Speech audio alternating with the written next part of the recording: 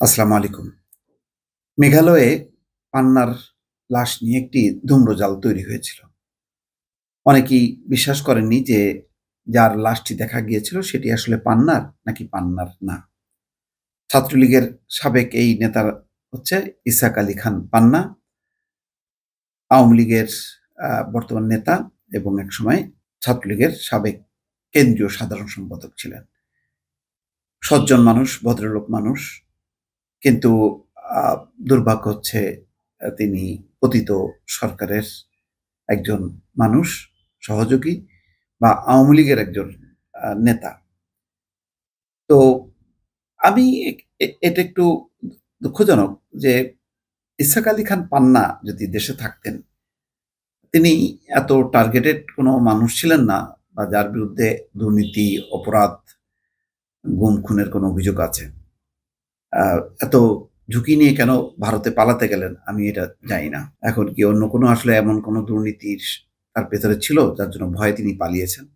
আওয়ামী লীগের অনেক নেতা কিন্তু আছেন যারা বাংলাদেশে আছেন হয়তো নিরাপত্তা নিয়ে শঙ্কিত এটা ঠিক, কিন্তু একেবারে পালিয়ে যেতে হবে এমন অবস্থা কিন্তু নেই এবং এইভাবে তারা খুব চিহ্নিত হচ্ছে বা টার্গেটেড হচ্ছে, তাদের উপর হামলা হচ্ছে, এটা কিন্তু শোনা যায়নি।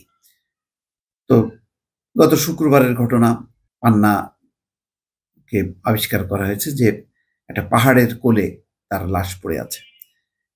তখন ২টা-৩টা ধারণা করা হচ্ছিল যে তিনি সিলেটের কানাইঘাট সীমান্ত দিয়ে ঢুকছিলেন মেঘালয়ে। মেঘালয়ের পাহাড়ি দেশ, পাহাড়ি রাজ্য।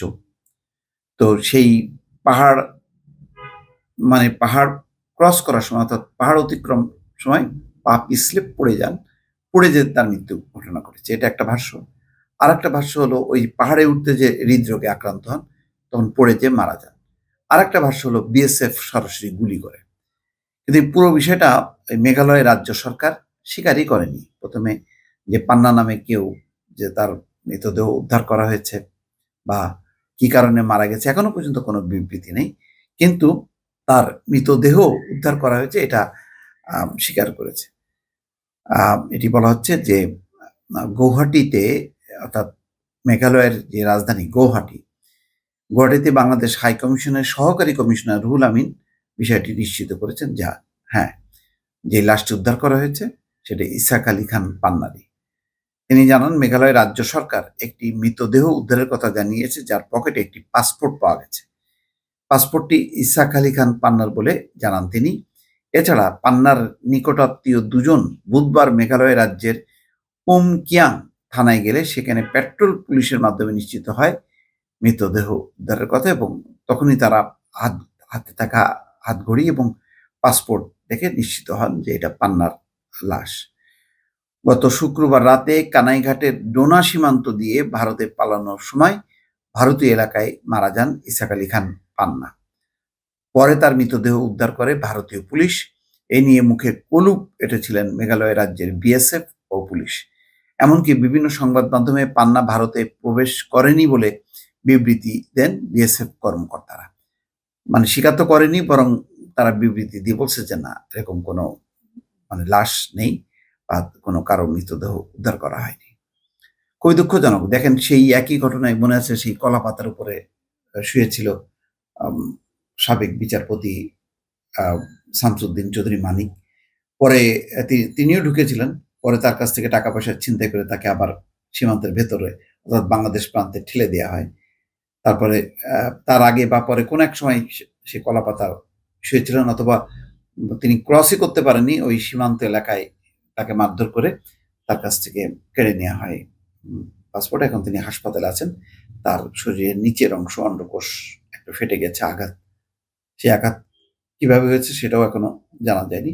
যাক, সেই কানাইঘাটের সেই দোনা সীমান্ত দিয়ে যাওয়ার সময় কিন্তু এই ঘটনা, অর্থাৎ তিনিও যেতে পারেননি। তার মানে বোঝা যাচ্ছে যে এই সীমান্ত পথ দিয়ে অনেকে যেতে পেরেছেন, অনেকে যেতে পারেননি।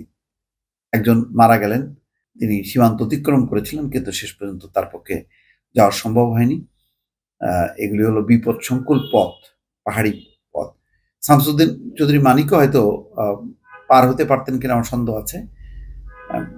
তো দুঃখজনক এই ধরনের ঘটনা। এর চেয়ে ইসাক আলী খান পান্নার উচিত ছিল পুলিশের কাছে আত্মসমর্পণ করা, অথবা তার বিরুদ্ধে যেহেতু কোনো অভিযোগ গঠিত হয়নি, সুতরাং তিনি তার মতন করেই থাকতেন। একেবারে বাংলাদেশে তো যারা আটক হচ্ছেন এমন তো না যে তাদেরকে ক্রস ফায়ারে দেওয়া হচ্ছে। তো সুতরাং এত ভয় পাওয়ার কি হলো সেটাও বোঝা যাচ্ছে না। তারাই যাওয়ার চেষ্টা করেন যাদের বিপুল পরিমাণ টাকা অবৈধ আছে। তারা চিন্তা করেন বাংলাদেশে থাকলে তারা জেল জুলুম নির্যাতনের মধ্যে পড়বে, ওই টাকা তাদের কাছ থেকে উদ্ধার করা হবে। সুতরাং তারা যদি কোনো রকমের বিদেশ পাড়ি দিতে পারেন তাহলে ওই পাচার করা টাকা নিয়ে তারা সুখে শান্তিতে থাকবেন।